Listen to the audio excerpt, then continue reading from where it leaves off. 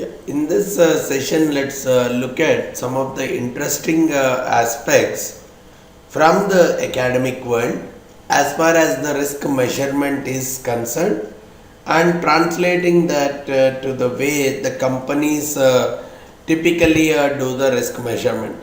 Some of the some of the interesting things that are worth noting down is some of the important lessons that arise out of VAR implementation is what should be the time horizon that I should look at for calculating the VAR. Do I need to calculate a daily VAR or a weekly VAR or a monthly VAR or a yearly VAR? What is the time horizon that I have to typically use for estimating the VAR? And what the academic literature is simply saying is there is no specific consensus on that. Right? You can very well go with a daily VAR or a weekly VAR or an annual VAR, but let that be driven primarily based on what is the purpose of risk management. For what purpose you are trying to measure the VAR? Is it for setting the capital limits? Or is it to value the options or any other derivatives? So what is the prime purpose for which you are computing the VAR? Based on that, let the time period be different. Right? Probably if we are talking about regulatory requirement or something like that, then it is better to go with a long-term kind of a VAR. But when the focus is more and more to do with trading options which are expiring within the next 1 week, having a weekly VAR or probably even lesser than a week VAR is more appropriate. So based on the purpose of risk management, and based on the liquidity of the portfolio, if the portfolio is very liquid, a short-term VAR is quite sufficient. But if we see that the portfolio is very much illiquid, then I may have to see what is the what is the amount that I can lose during this time frame, because it takes this much of time to typically sell off or liquidate my position. So that is one of the prime yardsticks in deciding the time horizon for VAR, and hence I cannot aggregate probably the VAR that is computed. See, generally we had a formula, right? The VAR, if I want to find out the weekly VAR, I can take the daily VAR and probably multiply it by square root of 7 or something like that. If I want an annual VAR, take the daily VAR and multiply it with the square root of 252. Though it may be used in this way, but in reality there are some problems with directly finding out the relationship with respect to the time horizons in this manner.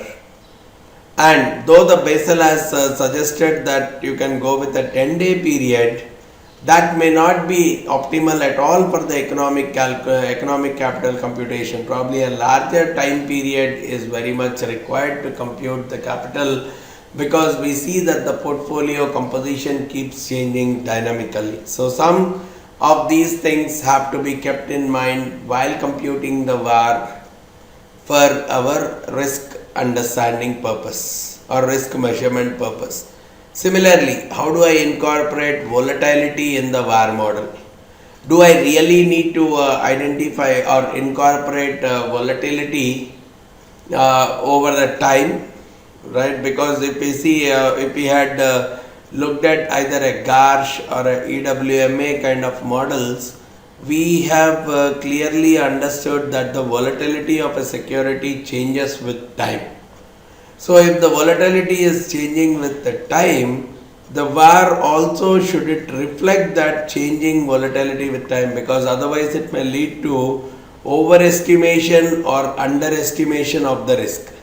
So that's where the academic literature also says, yeah, it's better to go with incorporating the volatility that changes with time into the VAR model, And if at all you are considering the portfolio along with the individual securities volatility, it's better to look at the correlation between the various factors also to be incorporated as a part of the VAR model. But what you would see is, yes, the the volatility generally follows a mean reversion kind of a scenario, and because of that, probably when I am looking at estimating long term VAR, probably this time varying volatility may not be that serious, because the volatility right now probably is at a very high level, but we see that it will come down, probably it may come down and then again rises. So if I am looking at a long time horizon period, incorporating these changing volatility with time may not be that necessary. But what makes a difference is if there are huge jumps involved in the process, in the prices, suddenly because of some reason the stock prices grow up or fall down with like a shock. Those things, if they are not considered, the volatility, if it is not considered from that standpoint, it causes the VAR to be slightly unreliable, thus resulting in underestimation of the risk. Otherwise, if we are looking at long-term kind of models, probably the time varying volatility over the short run need not be considered also. And the third important thing that needs to be looked at in this context is backtesting of the VAR. Especially if the exceptions are very, very small, very few deviations from what are the thresholds. What we can see is the backtesting may not be anywhere effective also. So these are some of the things that we have to keep in mind if we are going ahead with doing the VAR calculations by considering the time horizons and volatilities and all these aspects. Then the next important lesson this this academic literature provides us is the liquidity. How do I look at the liquidity risk? Right. So they are classified into two major groups for us: the exogenous versus endogenous. When we are talking about an exogenous, it's mostly from the outside standpoint, where majorly to the initial VAR estimate, whatever we have done, I add up the liquidity costs and call it as liquidity adjusted VAR, LVAR. So that is a measure of exogenous liquidity, which is nothing but we have a lot of transaction costs and all those things. If I add up those, if the transaction costs are very, very high, it's an indication of the liquidity risk being very, very high, because if some transaction can be, if I can open and close positions quite faster, if there is a lot of liquidity on that particular security, I see that the transaction costs actually come down. So larger is the liquidity, higher is the liquidity, the lower will be the liquidity cost, which is again, so the more I am able to see the liquidity cost being higher, which is a measure of average transaction cost. If these are higher, the liquidity risk is much higher, which means LVAR estimate also will actually go up. So the same way, apart from exogenous liquidity, which is primarily based on the transaction cost, we are also focusing on endogenous liquidity, which is more and more to do with the trading volumes. Generally what we see is if the price is more, right, if the trading volumes are more, probably the price may get changed. Right, probably if I am buying large quantities, there might be a possibility that the economies of scale can come into picture. Or on the other side, the more I wanted to buy, I may have to pay a heavy premium to the buying, which means the price gets altered drastically because of the volume. and wherever the price changes drastically with respect to the volume, that kind of a liquidity is what we are associating to endogenous liquidity.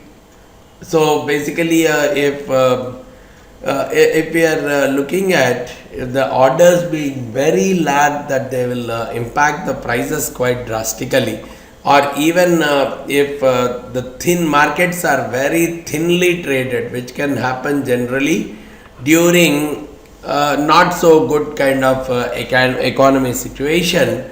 In that case, I see that this endogenous liquidity risk increases drastically. The price to trading volume ratio grows up drastically, which is an indication of the liquidity risk going higher and higher. So that's where, from a trader's perspective, it's better to focus, or it's better, though it is necessary to look at both these forms of liquidity risk. Endogenous liquidity risk gets more importance in comparison with the exogenous one. Then this is something which we have looked at even in our earlier sessions also, a basic assessment of the various the risk measures, primarily looking at value at risk, the expected shortfall, and the spectral risk. And we have also talked about the spectral risk is a very general kind of a framework, out of which the excess expected shortfall and even VAR are special cases of them, because this spectral risk or a coherent risk measure considers a wide spectrum, right? It is not focused only on the tail. It divides the entire data into various quintiles or quantiles based on the individual risk taking level, and based on that the weights are adjusted to each of the quantiles, so that individual specific risk is addressed and measured. So that's where spectral risk measures are more robust but very difficult to compute, whereas expected shortfall at least focuses on the various confidence levels beyond the tail. It gives the weightages and try to find out the weighted average risk level, especially for all the values in the tail. So much better compared to value at risk, because value at risk, as we have already discussed, the value at risk primarily focuses or primarily computes this threshold value. It is not bothered about what is the amount that is at risk beyond this threshold value. So it does not focus on the values beyond the tail, though it is easy to measure. We have different methods to measure the value at risk. We have various parametric as well as non-parametric approaches. We have discussed all these things in detail earlier. So though it is easier to measure, it just gives me this number. It does not give me the values in the tail. So whereas expected shortfall does the weighted average of this entire tail and gives me one single measure, which is a measure of the average loss beyond the tail. So that's where expected shortfall is slightly better compared to VAR. And the major drawback with the value at risk is it is not sub-additive. What do you mean by sub-additive? Probably the combination of two or more risks. The combined VAR of two risks taken together may be even greater than the VAR of individual elements taken together. Whereas the subadditivity property is the diversification will be present. So the combination VAR, the combined VAR should always be less than the individual VAR. That is the principle of subadditivity, whereas with respect to value at risk, we will see that it is not subadditive. This is also one of the major drawbacks of value at risk, whereas that's not the case with respect to expected shortfall. The next thing we are looking at in this session is the stress testing. Obviously, today there is a growing or increasing need for stress testing.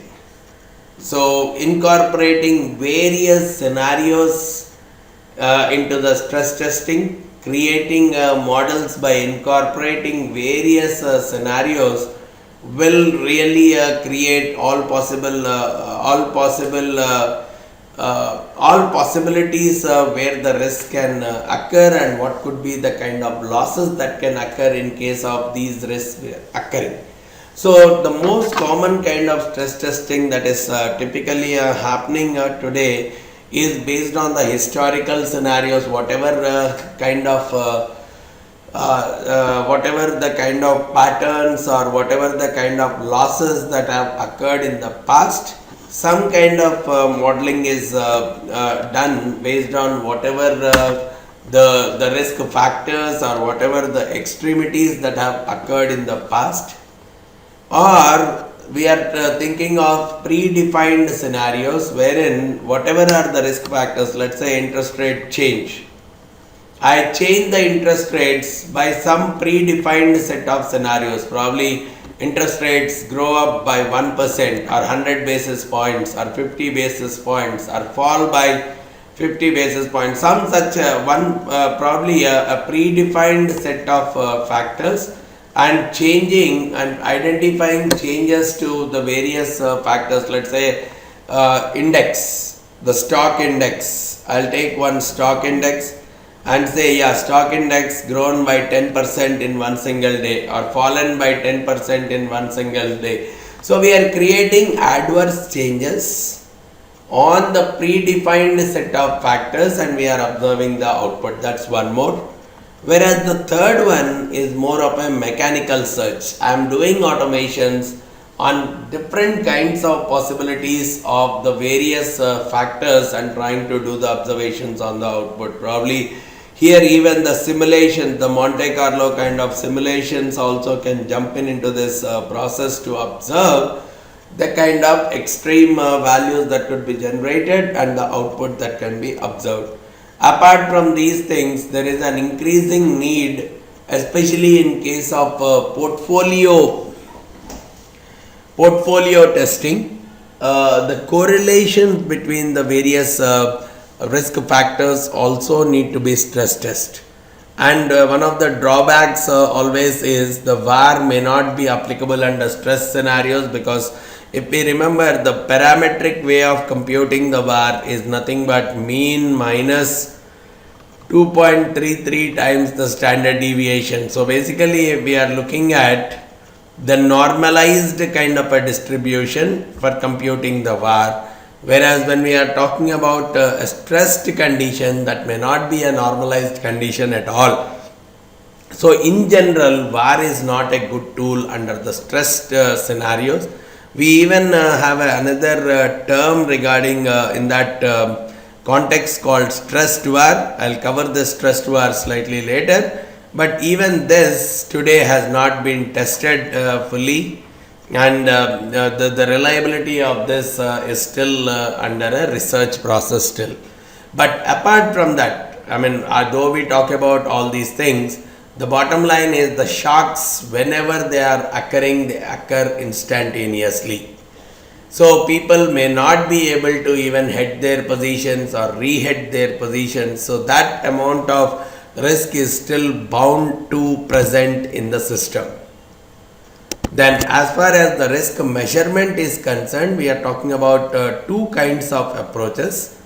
One is a unified approach, which will take an integrated picture of combining all the risks together, looking at the interactions between each of those risks, and looking at the aspects of both diversification as well as compounding, and finally come out with a measure of risk. So there are So this is primarily a kind of a measure where all the risks are not looked at in isolation, because compartmentalized kind of risk measurement is I identify all the risks separately, and for each of the risk compute the capital requirement.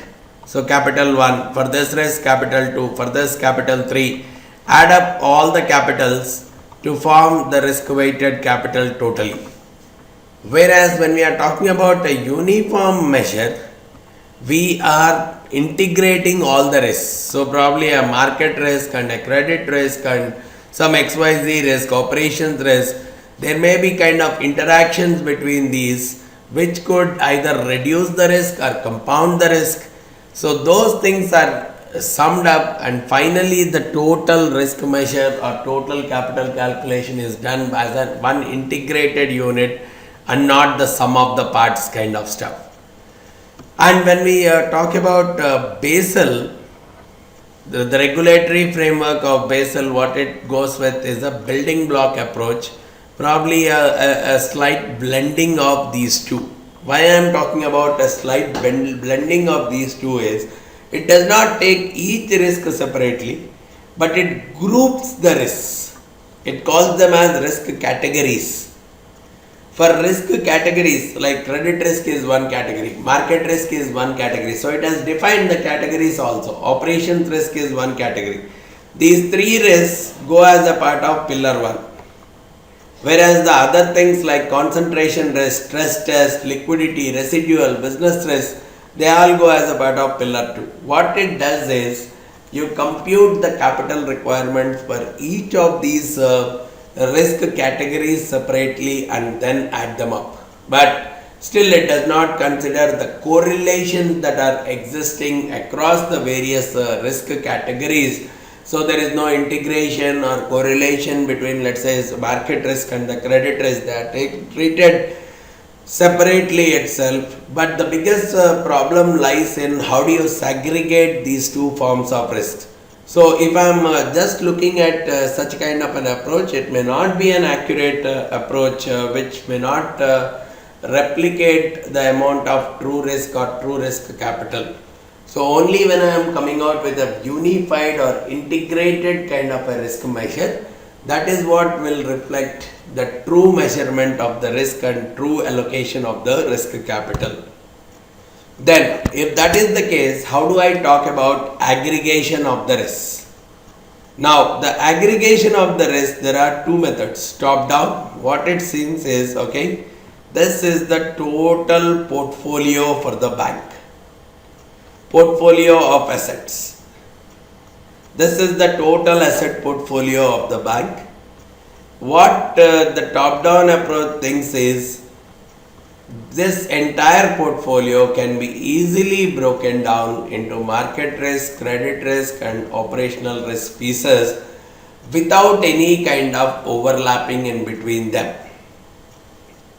So in this kind of a case, when we try to find out the unified capital versus compartmentalized capital, what is the, see, when I integrate all the risks and find out the total amount of risk capital, and find out the risk capital separately for each one of these categories, it has been found in general that this ratio is less than 1, which means unified capital requirement was much lesser compared to a compartmentalized capital requirement, which had probably given rise to the possibility of risk diversification. Probably there is a commonality or a kind of a negative correlation existing. Means if the market risk is high, probably there is a possibility that the credit risk will be low, or vice versa kind of scenarios were observed, which was in turn resulting in the unified capital coming down compared to the compartmentalized capital. But when we are looking at a bottom up approach, it does not go with a smooth transition. It identifies each individual. Okay, this particular risk category, it's a part of the market risk. Something else, it's a part of the credit risk. Now, what is the kind of, if I am taking it to the next layer, okay, the next thing, It includes market risk as well as credit risk as well as the interactions between the two. Because of these things, it can result in a unified capital which is more than the individual capital requirement or less than the individual capital requirement, because it tries to account for the interactions between the various risk factors. So for that again it has been studied that if I go with a unified capital versus compartmentalized capital, it has been found that though in some cases, though in a good number of cases this ratio was less than 1, identifying a risk diversification, it was also observed that this is greater than 1 in some cases, which means there is a risk compounding that is occurring rather than a risk diversification. So the risk diversification concept itself is getting questioned because of these things. Now when I am doing a kind of top-down approach, or for that matter any approach, if I am seeing that I am not able to segregate these things clearly into the various risk categories, then I should not just count these two things, the risk capital of this versus capital of this, and say that this is my overall risk capital requirement. It may so happen that because of the compounding effect, this may be much more than. So until I am able to clearly segregate the dependency between the various independent risk factors, it's better to assume that your overall capital level should be more than the risk capital of each of the risks measured separately and summed up. This is one major learning that has to come from the academic literatures. And the interesting aspect is, now we are using various mechanisms, various active risk management mechanism, and based on that we are using various formulas to compute our economic capital requirement. So if this economic capital requirement, actually speaking on the balance sheet, it has to get into the reserves section. So which means if the economy is bad, if the economy is not doing well, probably your economic capital requirement will actually go up, because the equity will go down. When the economy is bad, the stock prices will go down, the value of the equity will go down, the leverage will actually go up, because leverage is nothing but debt to equity ratio. So when the equity is down, the debt to equity ratio, the leverage will go up. If the leverage is going up, obviously the risk is going up, which means the reserves requirement also have to go up. So that is one of the biggest drawbacks. This can create a kind of a cyclical feedback loop. That is where it is saying, when you are trying to adjust your balance sheet because of active risk management, the balance sheet becomes more and more pro-cyclical, means reserves increase during high risky period. So during the high risky period you actually don't have sufficient reserves, but they increase because of the decrease in the value of the equity, increase in the leverage, increase in the risk, the reserves go up and vice versa. So that is where sometimes it has been mentioned that if you are putting this target of value at risk to economic capital, if I am fixing that this is the requirement, I mean you maintain the VAR at some percentage of economic capital. Now when the economy is doing good, this economic capital actually will go up because equity will be higher. If I am talking about the equity going up, the VAR requirement also can go up because the leverage is decreased. So I can increase my leverage, means VAR also typically goes up. Whereas when the economy is not doing well, equity will come down. So once the equity is coming down, my VAR also gets constrained. So because my VAR is getting constrained, I have to decrease my leverage. If I have to decrease my leverage, then probably I have to sell some of the assets, and during that period I see that the liquidity will be less, the price will be less, which is even more complicating the situation. So whenever I am trying to do active balance sheet management using the active risk management, probably it creates more and more instability and volatility in the financial market. So even this particular aspect, so it actually increases the risk rather than tending to decrease it. So these are some of the important lessons that we need to understand from the various academic researches that are going on with respect to risk measurement. I hope this basic understanding of these things is very clear to each one of you. In case you have any further queries regarding the same, you can get in touch with me by giving me a call on this number, or you can even drop in an email at vamsidhar@pacegurus.com. Thanks a lot for listening to this session. Thank you very much.